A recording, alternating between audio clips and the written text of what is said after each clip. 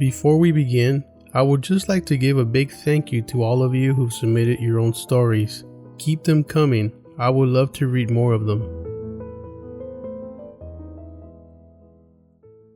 Hi, got your message and would love to share my story with you. The incident with the Skinwalkers happened about 30 years ago. My family and I were living in Flagstaff, Arizona and were returning home from a trip to Cheyenne, Wyoming. The route home took us through the northern part of Arizona through Kayenta, which is on the Navajo reservation and extremely desolate.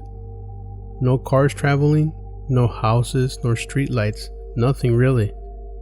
It was about 2 a.m., pitch black outside traveling in the pickup. My younger brother was in the back of the truck, my mom was riding shotgun, and I was in the middle and my father was driving.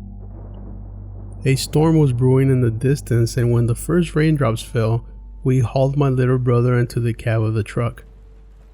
We were coming up on a steep right-hand curve with a 2 to 3 foot drop, and my father slowed the truck down to about 20 miles per hour. Simultaneously, as we were entering the curve, my father shouts, "Jesus Christ!" Flips on the interior light. My little brother is crying, my mom is screaming and trying to get away from the passenger door. A quick look at my father and his face had lost all color. All of the hair on his neck and arms are standing up. "Jesus Christ, did you see that?" he's yelling. This is what I saw. Entering the curve, I could see a blue and black checkered shirt in the ditch. Mid-turn, a man jumps up at the truck and is level with the truck. He's wearing the same blue and black checkered shirt and blue jeans. His arms are outstretched and his fingernails are extremely long. He had long black hair, yellow eyes, and long canine teeth. He just kind of hovered there, then was gone. We pull into a gas station in Kayenta and all pile out. My father and I are checking out the truck to see if that thing made an impact on the truck. There was nothing. The dust on the truck was undisturbed. No handprints, no dents, not a single mark. We drove on to Flagstaff and none of us said anything about what happened. A few weeks later, around 2 a.m., I woke up to the sound of drumming. I made my way to the end of the hall where my little brother's room was. I step into his room and he's crouched down under the window with a blanket over his head. He motions me to get down and to crawl over to him. The drumming sound is a lot louder from his room. I peek out the window, and behind the fence I see the same man peering over the 6-foot fence. I can't remember how long we stayed by the window. The next morning, I asked my parents if they have heard anything during the night like noises of drumming sounds, but neither of them had.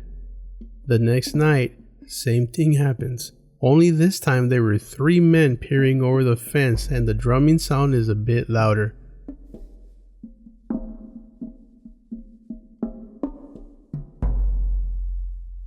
By the end of the week, there were 6 of these men peering over the fence. The weird thing is, the only clothing I can remember these men wearing was from the guy that jumped and leaped into the truck in Kayenta.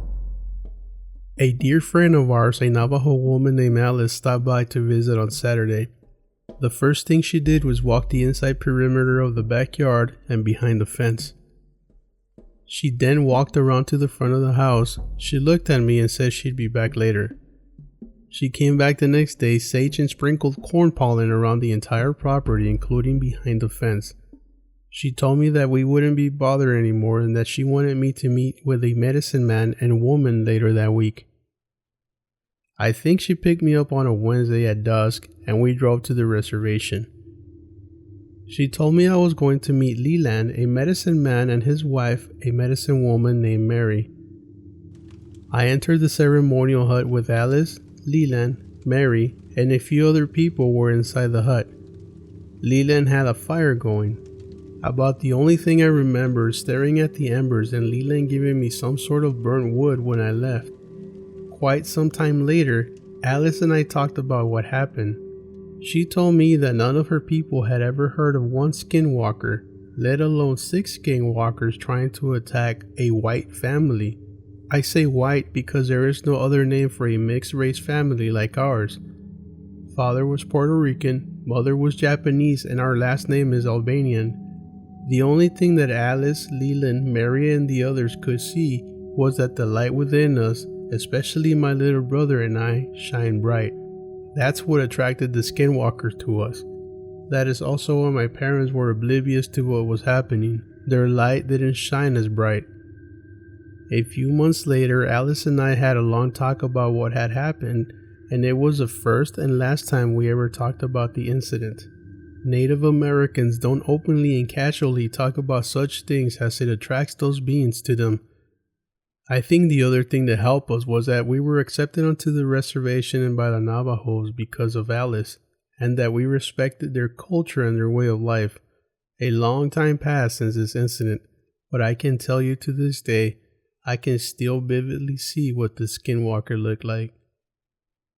Take care and blessings.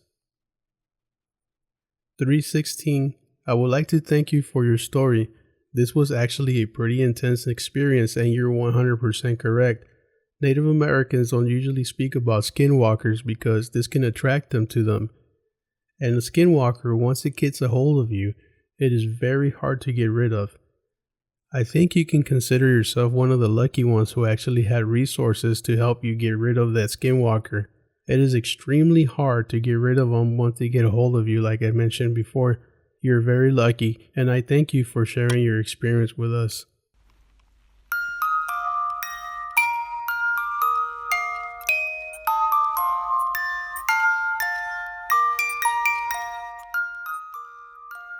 Our next story comes from one of my Facebook followers named Sky. We titled this one The Clown Doll. Okay, so my name is Sky. I am a female from Louisiana, and when I was little we lived in my aunt's mobile home. When my aunt and her family lived there, nothing weird happened there, but when my parents and I moved in, I started seeing and hearing things. My parents' room was at the end of the trailer and mine at the other end. One night, I had something happen in my closet. I had this musical clown doll that had to be wound up for it to work, and in the middle of the night it started playing. Clowns terrified me, so I never played with it. Also, it was on the top shelf of my closet, so I couldn't reach it. I freaked out and ran to my parents' room and spent the night in their room for weeks. A few nights later, I go back to my room and I wake up around 2:30 in the morning because I had to use the bathroom. I had a bunk bed and I slept on the top, and my bedroom door could almost be touched. I slept with my door open, and when I look straight forward, I can see the whole rest of the house. As I look, I saw somebody who I thought I recognized. It was my Aunt Mary. My Aunt Mary doesn't live with us. She was in our living room in a rocking chair, and she was rocking back and forth with her head turning from left to right at the same time. I thought that was weird, so I just watched her. Then I guess she noticed me and started to get up from the rocking chair, but her face changed. She looked angry, but quite honestly, she looked more like a demon. So I lay back down and peeked at her. As I did this, she calmed down and sat back in her rocking chair and moved as she did before. Back and forth, her face going left to right, left to right. Well, I still had to pee, so I climbed down the side of my bunk bed and snuck to the wall by the door, and my bathroom was in the hallway right next to my room. I timed my aunt's movements to make sure I wouldn't get caught. She was still sitting there rocking back and forth, her head going left to right, back and forth. I eventually made it back from the bathroom to my room without being seen and climbed up the side of the bunk bed where I had climbed down from. I watched her until I fell asleep from fright of thinking I was gonna get caught. The next day, there was no sign of my aunt. I told my mom what I had seen and she looked concerned, but my dad said it was probably just a nightmare. Years later, my dad's little sister moved in for a few months, and in the middle of the night I woke up to a toy making noise in her room. Thinking it was my dad's sister, I went into her room, but she was sound asleep, and as soon as I stepped into her room, the sound stopped. I grabbed the toy that was making the sound, but the switch was off. I didn't tell anyone about this because I thought I was just tired and things were just not right in my head. Many years later, we moved out and nothing weird has happened to me ever since. Sky, thank you so much for sharing your story. I bet that incident with your aunt must have been pretty scary, especially if she was rocking back and forth and her head moving from left to right. I don't know what I would have done if I was that young and looking at my aunt just kind of staring there, especially after her face kind of turned demonic. I personally seen something similar here in the Skinwalker cave when I was exploring with Katie. I don't know if you've seen that video on my YouTube channel, but when we went all the way to the bottom, we began to feel some weird interactions with something paranormal. And when I looked at Katie as she was recording me, her face kind of changed into something demonic. I will admit it was probably one of the scariest experiences I've ever had. I'd never seen Katie's face turn that way before, and I don't think I've ever want to see it again. So thank you so much for sharing your story, and I hope everything has kind of gone back to normal for you. Please make sure to let me know if anything else happens. Our third and last story for today comes from an unknown source. I grew up in a town called Hawthorne, located in Nevada. Hawthorne is located next to Water Lake. The main highway leading to Hawthorne to Reno is Highway 95, which if you use Google Earth, you can see it runs between Walker Lake and the mountain range. This creates a small area of highway that is affectionately known to locals as the Cliffs. When I was 14, my grandparents, mom, and I were coming home late from a long day of doctor appointments in Reno. My grandfather was driving and we hit the cliffs a little after 11:30 p.m.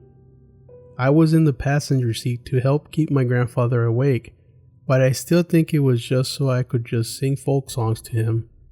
Anyway, about a third of the way around the cliffs, heading towards Hawthorne, there is a small area where the road pulls away from the mountain and creates a small alcove area.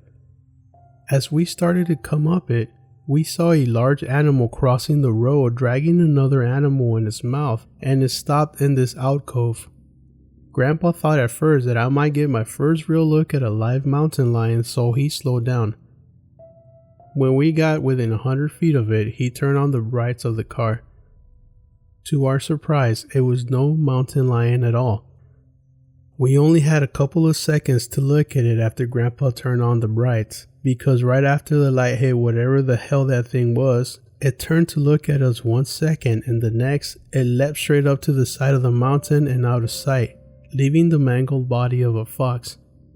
Grandpa hit the gas and the old Buick we were in jumped, waking up the women in the back seat. I had never seen my grandfather scared before, but he was physically shaking afterwards. I remember the sheer bulk of the thing and the fact that it looked like a really large bodybuilder when it jumped in the same fashion as a human does with its arms reaching up. It had long thick fur, but you can see the muscle definition. I don't remember the facial features, but I remember the pure terror when that thing turned and looked at the car with its shiny yellow eyes. I even pissed myself. I've come practically face to face with a polar bear before, and I wasn't as scared as when we saw this thing. I don't believe in werewolves, and I haven't seen anything like it since, but I hope I never do again. Anonymous, thank you for sending in your message, and this must have been pretty scary. I personally live here in Nevada, and I can tell you that there are many reports of dogman-like creatures roaming nearby Las Vegas, actually. We've personally gone out and explored some of the areas where some of these sightings have been happening, and they are pretty creepy. We've heard and seen shadows moving around, but unfortunately, we have not had the opportunity to catch one on film. It would be very hard to do anyway, since they know how to manipulate your electronic equipment. I hope everything is well now, and if you happen to run into another encounter with some unknown creature or thing or paranormal, please let me know, as many times when we see these creatures, they actually tend to follow you around. It sounds like you guys surprised them, but try not to talk about it so much because they can kind of tell when we do. If you can't wait until next week when I bring you more stories, please make sure to visit my website at seekinglegends.com. There you can find a lot more stories like this. Also, if you would like to send in your own story, please remember to send it to me under the contact section at seekinglegends.com. Remember to let me know if you would like to stay anonymous or not. Thank you all for listening, and until next time, I am Cryptid Hunter. Stay strange.